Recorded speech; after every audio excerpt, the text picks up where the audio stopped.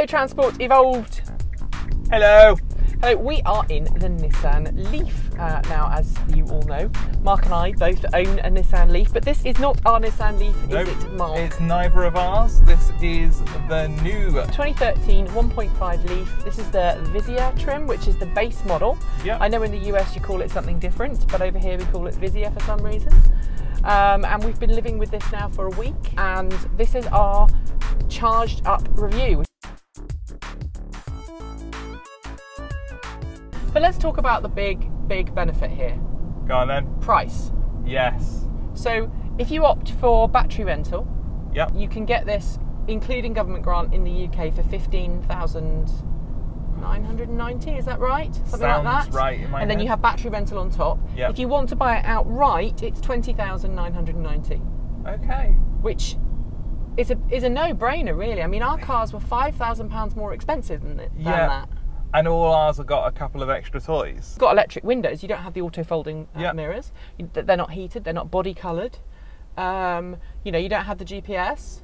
You don't have car wings, I don't think, as standard. You can opt for it. There's no ChargedUp port Yep. as standard for that price. To add it, I looked it up earlier on, it's £500 Okay.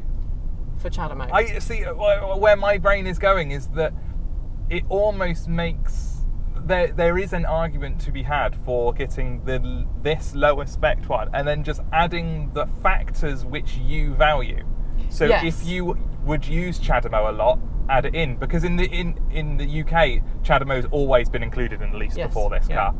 Yeah. So there's almost an argument for that, and that's quite interesting. And having driven this now for a couple of days, I've kind of realised that some of the things I really liked about my Leaf are just gimmicks. Yeah, yeah. Touchscreen and the button for the flappy windows are just gimmicks. You don't need them. Absolutely. So the other thing, Mark, that you've got to acknowledge is you can add those extra bits. Yeah. However, you add too many and you're at the price of the Centre, which is the next model up. It's Yes. £2,500 difference between this and the next model up.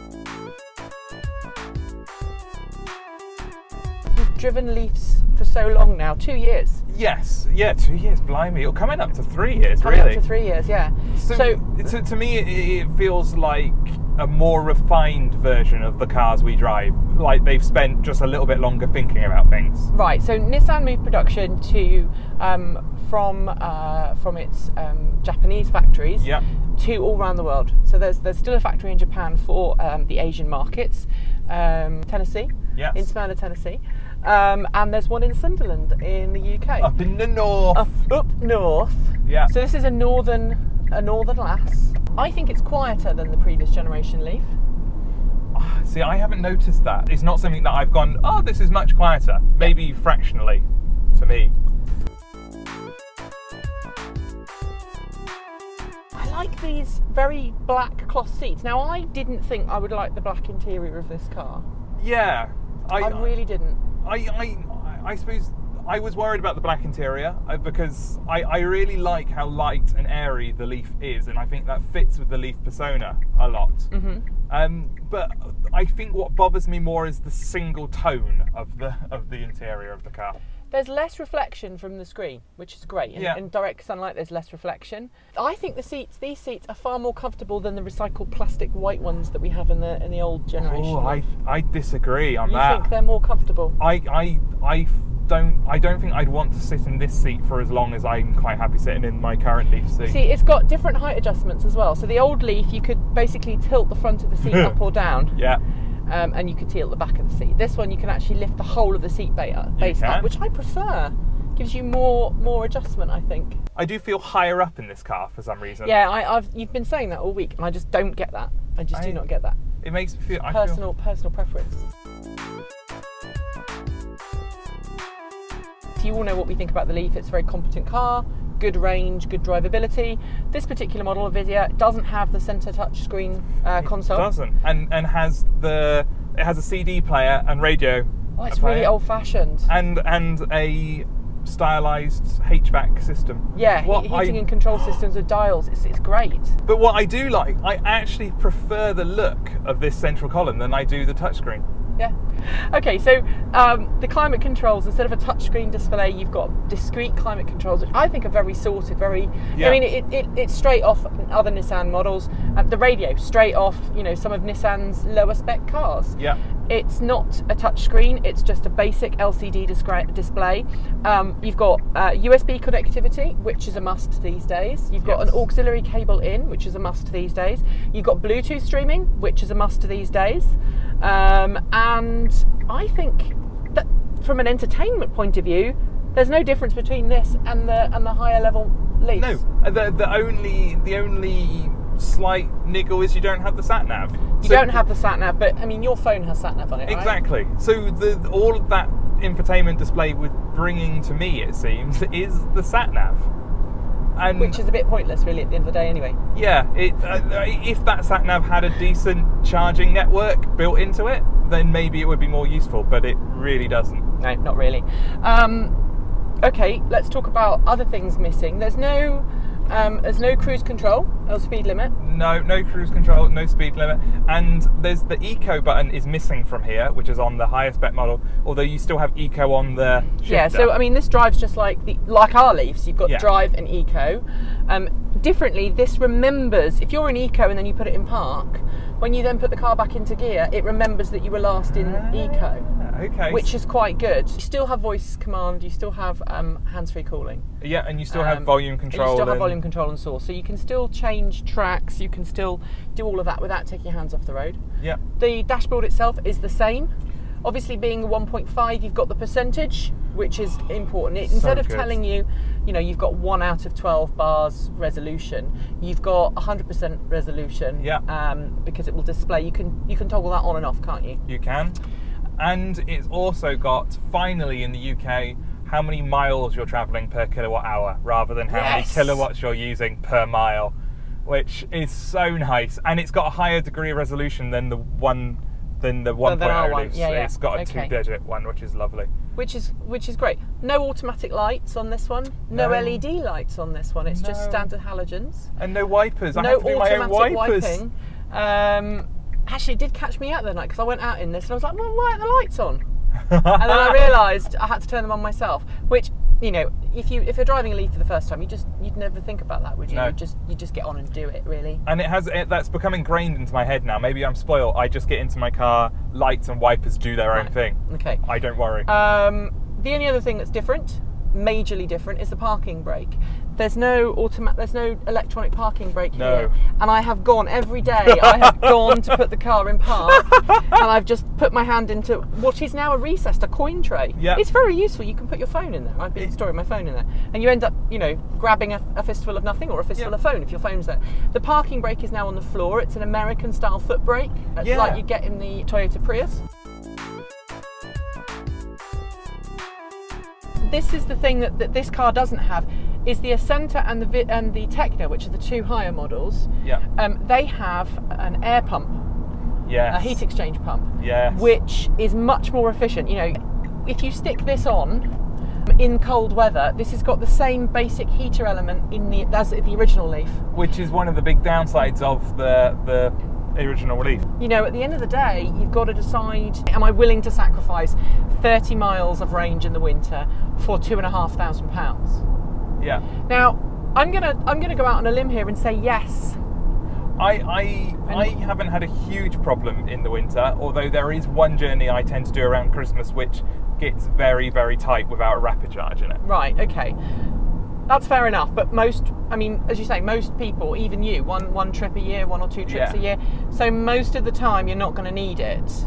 And you could probably hire a car if you needed to for that longer trip. Yeah. So if you're doing, what's the average commute? 20 miles in the UK? 20, 30 miles? 26 miles, something I like that. Yeah, that's enough to do 2 or 3 days worth of commuting without having to plug in. Yeah. And using the heater. Yeah. In the winter time, one commute a day without having to plug in, and you can still use the heater.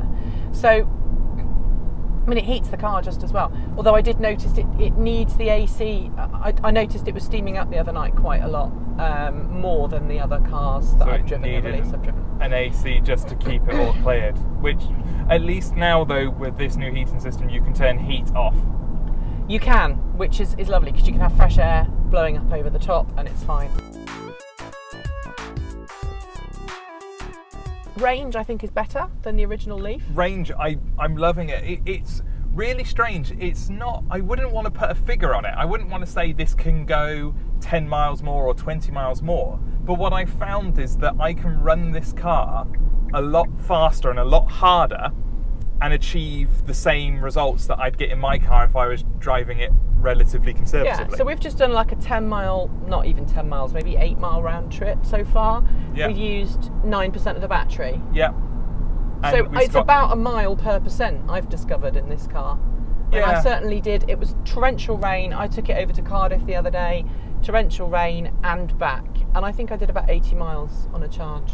Yeah, I like I say, I wouldn't put a figure on it, but it feels like it's using the power in a much better way. That's because it's got the slightly improved motor. It's still 80 kilowatts. It's essentially the same motor, but slightly improved. It's slightly more efficient. The inverter is under the bonnet now. The charger is under the bonnet, so you've got that extra space in the back. Because this is the base model, it doesn't have the Bose sound system, which you can add. Yeah. But again, it's a much bigger boot, a huge boot compared to the previous generation. I always thought the Leaf was had a big boot anyway. Me too. So it's really impressive. That does come as a price. So the battery, the additional range comes at a price, which is this is slower off the mark. Only just, but noticeable for me having been tooling around in a Leaf for 2.5 years. The other thing you'll notice is that the kickdown is not present on this car. No kickdown. No kickdown function. So, you know, if you're an eco and you floor it. Yeah, that got me on the way here. Went to overtake a lorry on the motorway. I was like, I haven't got all the power. Ah!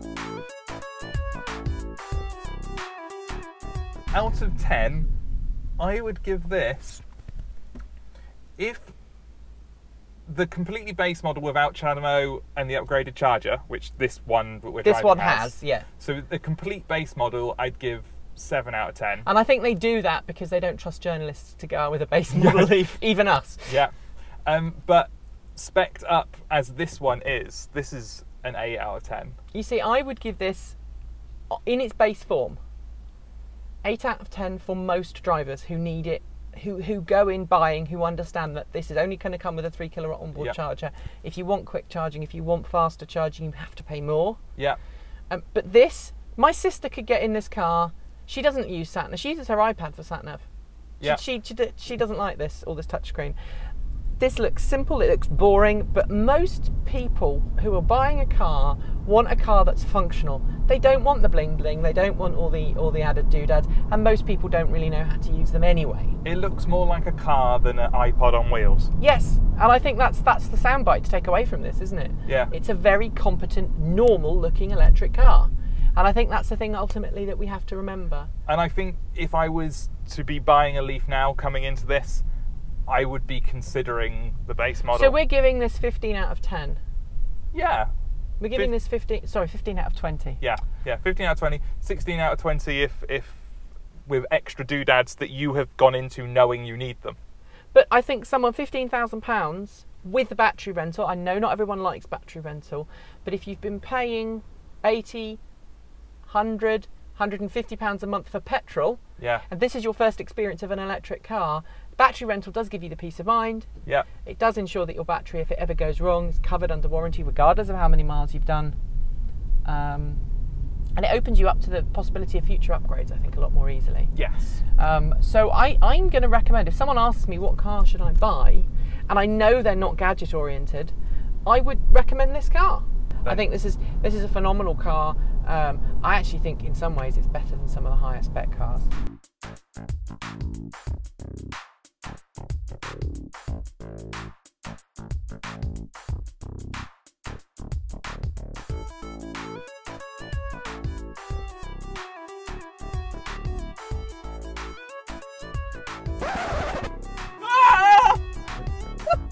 You bastard! I think that's only fair, the amount of times you've done it to me. I'm going into the special lane, sorry. We're in the HOV lane. We're in the HOV Woo! In a Leaf. In a Leaf. We should probably note that in the UK, you cannot use the HOV lane if you're an EV driver and you're on your own. There's no exemption. So it really is, you have to be in the HOV lane. You have to have 2 people in the car. Yeah. Which is a bit pants, really. It is. It just made me excited because I very rarely get to drive in this lane.